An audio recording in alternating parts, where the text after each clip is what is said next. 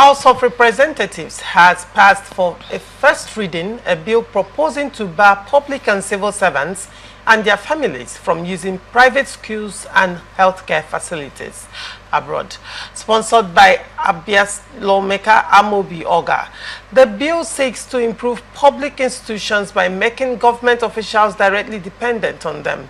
Oga argued that the elite's preference for foreign and private services fuels the decline in public education and healthcare. He cited alarming figures showing billions spent on foreign schooling and medical care, calling it a major drain on Nigeria's economy and national development. The lawmaker emphasized that the proposed law would restore public trust, raise service standards, and curb medical and educational tourism. He said leaders must lead by example, urging patriotic action to revamp neglected public facilities for the benefit of all citizens. What's your take on this story? I'm interested to know what your take is. One, you are a politician. Two, you're a political elite. You're a journalist. Three, you are a former House of Rep member. So now, the torchlight is on. No, the thing is, I'm wondering whether it's possible, to legislate on such matters. I think what would have been nice is we should be able to persuade ourselves to buy into Nigerian project. Because again, it's a good thing that you're looking at such a law, and it's not as if we've not had an overdose over the years of requests by concerned Nigerians that those in authority should please make sure that their children go to school here, that their medical needs are served here, so that it's never really worked. So basic matter. Now the one who's spending the money is one who can afford it. Okay, you want a better exposure in terms of education for your child. Are you also going to listen to somebody who says you can't, simply maybe because the reference is for those who are in public office? But let's look at those who are doing business, for instance, successful business people. Are you going to? They are not public officers. That's the they point are I'm not making. civil servants. They are not. But you see, where am I really hinting at? I'm hinting at the possibility of choice. Okay. Because the freedom to choose is what makes man and society something to look at. That I have a right to choose you and a right to say no, I can't go with you. So, but frankly, I don't imagine that except the public servants and their children go to school in Nigerian schools, public schools, and because they're also including private, meaning that are you going to stop the initiative too of private investors in education in Nigeria? I'm going to say that except the child of a public functionary goes to a public school. Now the idea to a large extent is to force the political class, the political elites, decision makers of the country to do the right thing when it comes to infrastructural development. I recall that Femi Adesina, I will call out his name, on national television, after the death of the former president, Muhammadu Buhari, came out on national television, to react to what a lot of Nigerians, the backlash, that followed the former president's death and the fact that he died in public hospitals abroad being tended to by Nigerian doctors who were working in that public hospital abroad. And Femi Adesina on national television, said that if the president had a personal doctor, had a personal doctor or was being tended to in Nigeria, he would have died long before now. Now, it was the audacity to even say that to Nigerians. This was a former president who was 8 years in power and Nigeria could not boast of I think international standard medical facilities that are affordable for Nigerians. Isn't that an indictment on the governors, on local government chairmen, on the president as well? It's an indictment on our structural arrangement. Look, who arranges the structure? You, because you're part of it. You know, I think the point I'm going to make now is that we should become much more strategic and much more focused. I look at all these hospitals that you call specialist hospitals. They are public hospitals, but they cannot specialize in everything. You know, there was a time in this country when you had glaucoma and eye problems, you went to the north.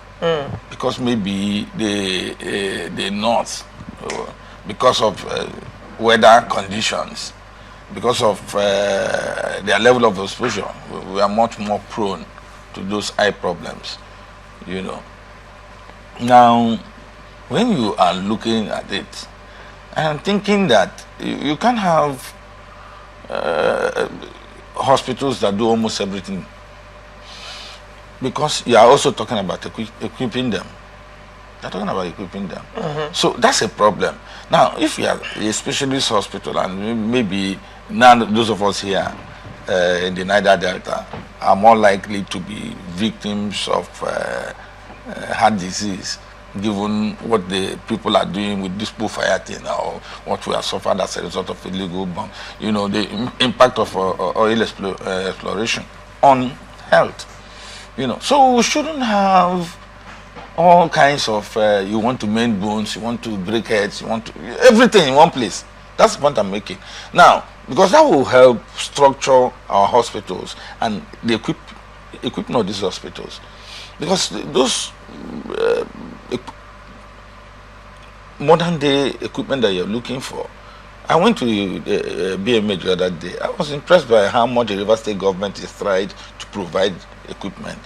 You know, but I'm also wondering how it can truly achieve all the results in buying all of the needed equipment for all kinds of diseases. You know, but what I'm thinking, that maybe at the level of management, at the university level, at the Ministry of Health level, whatever, wherever they meet, I mean, these doctors who are managing our institutions, they begin to emphasize hospitals being specialists in every area. So I think it will help equip those hospitals if they were to focus on a few elements, and then it will help boost what do you call the medical tourism in Nigeria, because you know where to go for specific ailments. And the thing here is, what has the government done so far? We have state governors who probably have certain ailments, and they travel abroad, probably to a specialist hospital, to get treated, first-class treatment. The same ailment he has, Nigerians have it, and you think but cannot assess. Or you think that you think that it doesn't assess some level of treatment in Nigeria before proceeding on the basis of advice?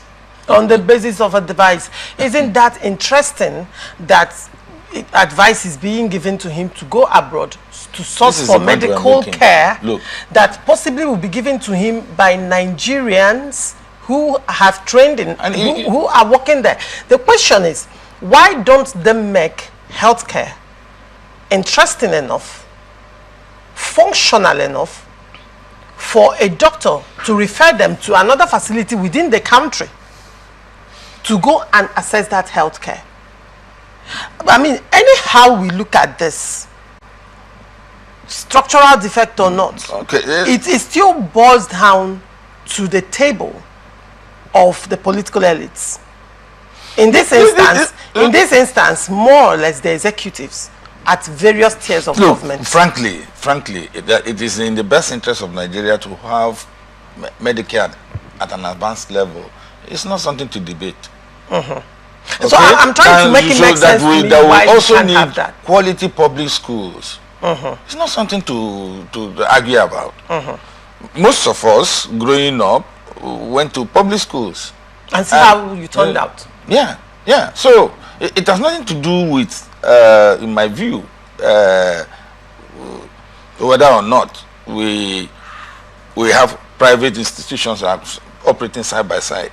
But what we are talking about is that we should have standard facilities in the healthcare sector and in the educational sector. Don't you think this bill will help or force the hand of those responsible for structural growth to do the needful, because now they don't have a choice but to attend? I mean, if you do not take care, if the healthcare system is epileptic, then you're going to receive the same quality of treatment from them. Don't you think? Because probably they have not thought or given it serious thoughts or implemented the right thing, because they have, like you said, they have freedom of choice, and they can choose to leave the healthcare sector and educational sector in a state of rigor mortis while they travel abroad to get the best of healthcare and then education for their children. I think there's some cross-fertilization of ideas. Quite frankly, some states,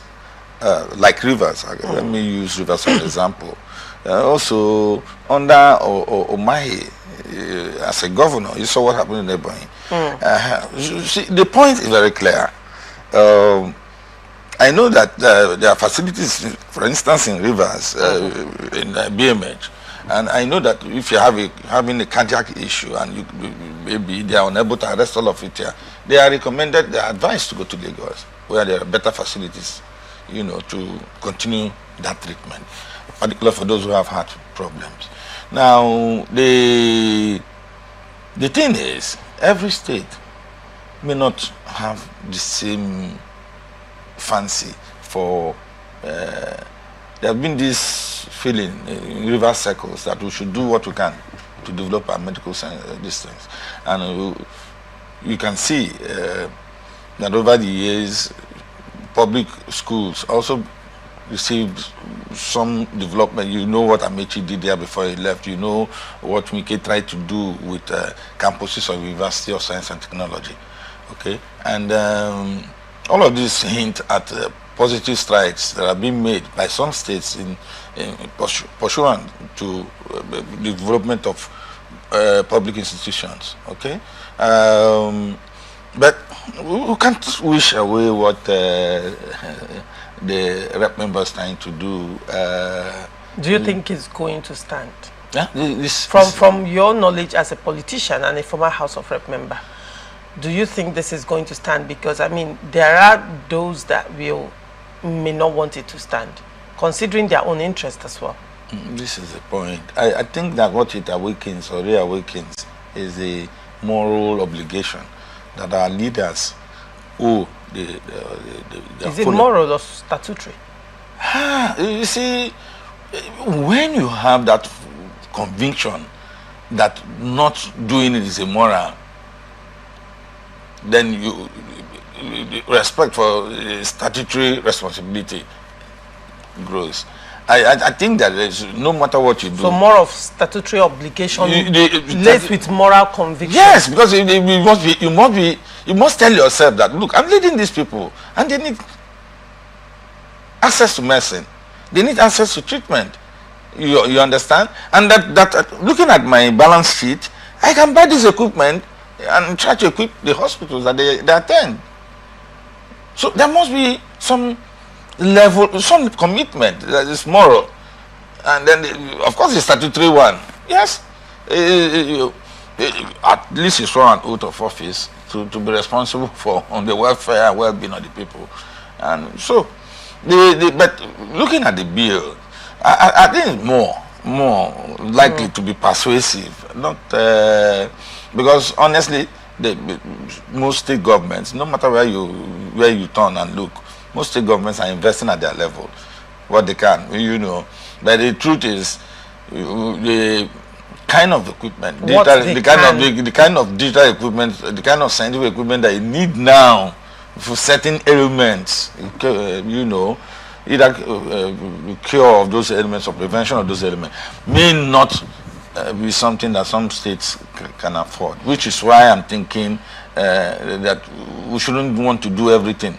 You know, it's like a government that is providing water, is providing road, providing agriculture. The question is, what is the government providing for Nigerian citizens? Last time I checked, I generate my own electricity.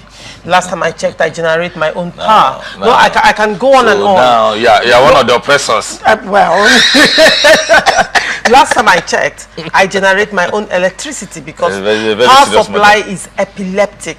Yes. Right, so I generate my electricity. Last time I checked, I generate my own water. Last time I checked, I secure myself because I have to pay security guards to guard my property.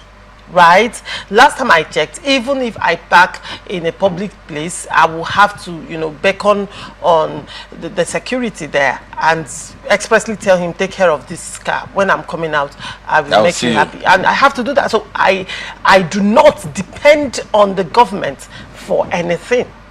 There is simply nothing that the government has subsidized for Nigeria. Make me understand one thing that government has subsidized for Nigerians. I mean, electricity tariff, the tariff hike has been over 240%, right? Healthcare, I mean, drugs are literally no longer affordable. As at few years back, Ventolin inhaler was 800 naira. As at now, the same Ventolin inhaler is over 12,000 naira. Salaries are almost you know, you can tell what the increment is from the time inhaler was 800 naira till now. Last time I checked, few years back, you could buy a bag of rice for 9,000, 10, 12,000 naira. Right now, with 80, right now, a bag of rice is higher than minimum wage. What exactly is being subsidized for Nigerians? What exactly are Nigerians enjoying? What is the benefit of having leaders in power? What exactly? I mean, the road to our streets, we have to, the people have to come together to buy blocks from demolished buildings and fill the road. What exactly is the government doing for me? Then I have to, because the road is not properly tarred, so the leg of the car keep having problem every 3 months, and I now have to change car part. I have to buy car parts that are triple the original price. What exactly am I benefiting as a Nigerian? Can you tell me, Honorable, what is the benefit of voting for those in power? Why am I voting them to go back? But because we have to run elections and they have to be in office. So what exactly, I'm trying to understand. Well, you said some states cannot do much, some local governments cannot do much. I still remember that there are local government chairmen in River State, other states. I think there was one in River State that had over 600 aides in a matter of 3 months. Rivers money.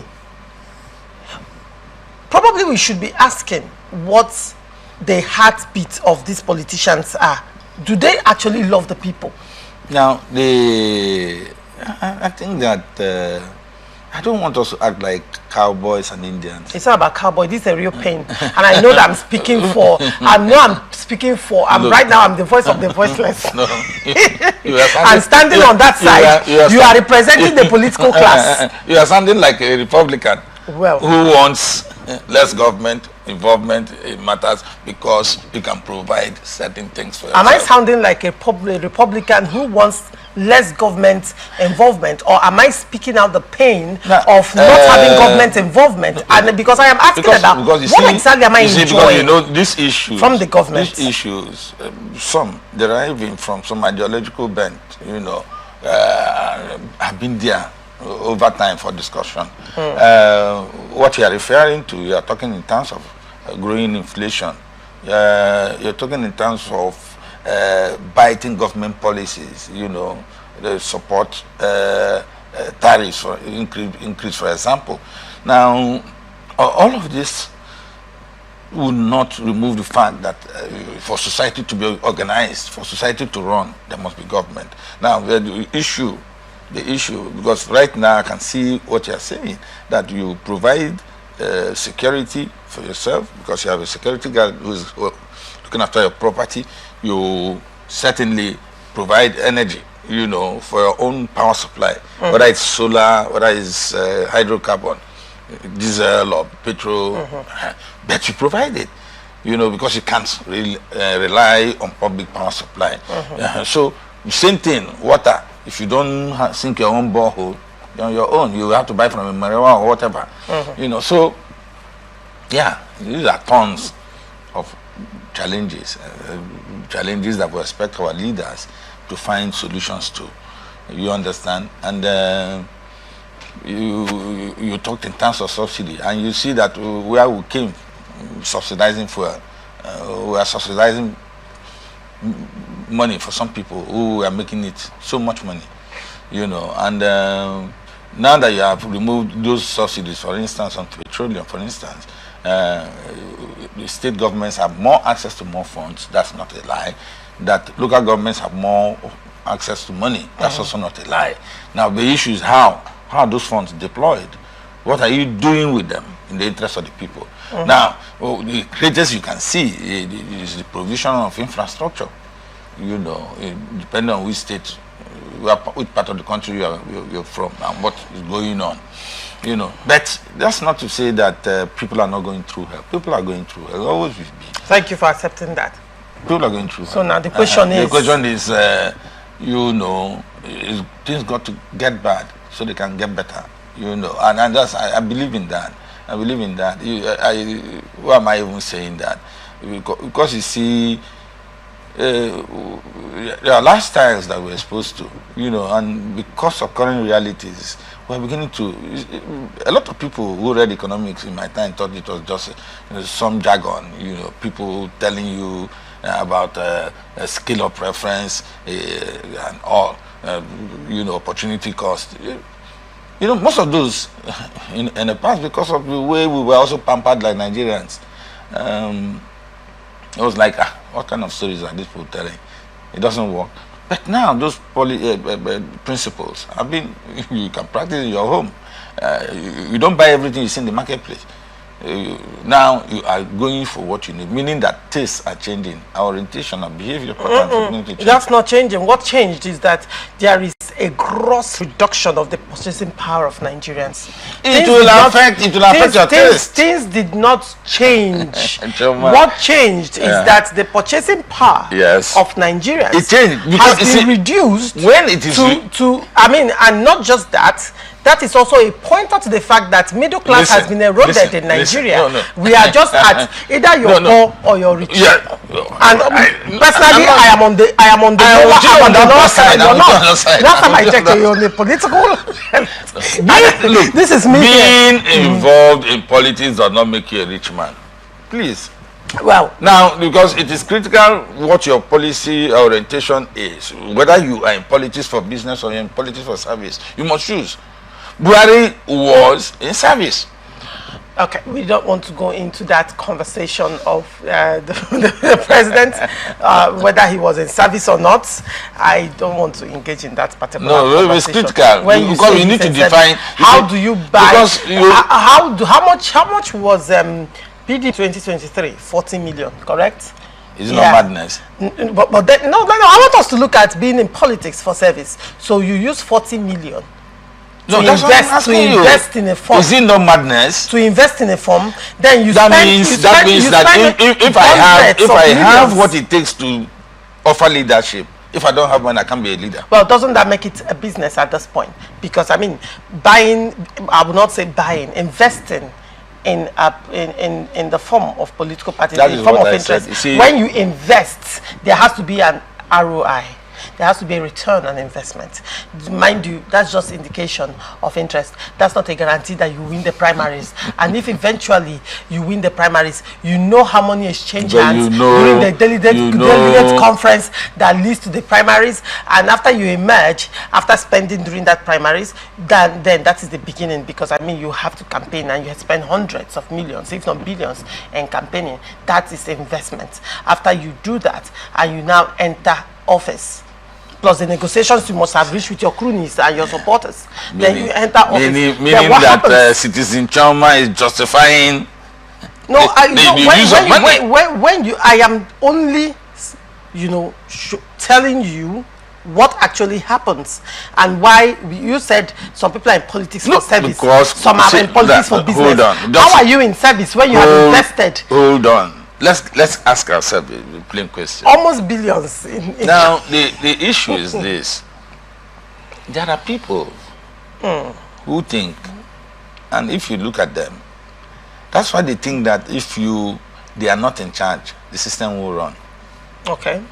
Because there's that seed mentality that our kind of brand of politics anchored on due use of money, which still translates to, oh, we had an agreement, so you cannot end this power now, and you don't obey the agreements that were entered into. Those things are the things that lead to it. Now, and that there is a group of people, in order to make government unattractive for those who may empathize with the people, make it unattractive because they cannot afford it. You shut the door in their face by making, what do you call those forms, very expensive. Okay? Because if you can't afford it, and you don't have people who can contribute money on your behalf to make you afford the form, you're out. That's what it means. Right. Now, so you have a group of a kind of unseen cabal, political cabal, that wants to run this country at their own terms. So they define what goes on. Okay? All right. So you can be thrown out of office because you didn't respond to the requirements of the cabal. So the thing is now it boils down to politics as business.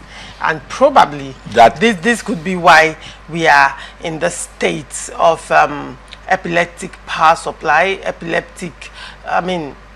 No, but I don't know what part of town you are living though. My own part of town, at least I'm getting up to 18 hours electricity supply.